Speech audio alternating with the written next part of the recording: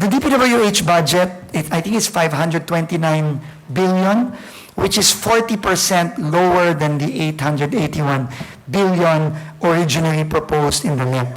More than 300 billion pesos lower. No? And okay lang yun. Kasi naniniwala ako, naniniwala ang Pangulo, at naniniwala din ang Kongreso na ang importante sa budget ay malinis siya at ma-implement siya ng tama. We will make do with what the Senate and the House has approved. Gagawin natin yan.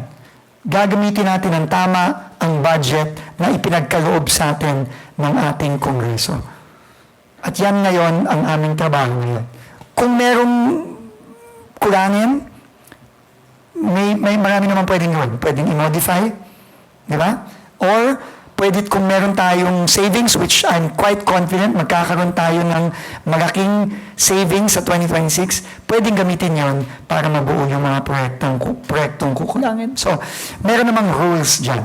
Pero ang importante, meron na tayong budget, klaro na, ngayon, execution na tayo.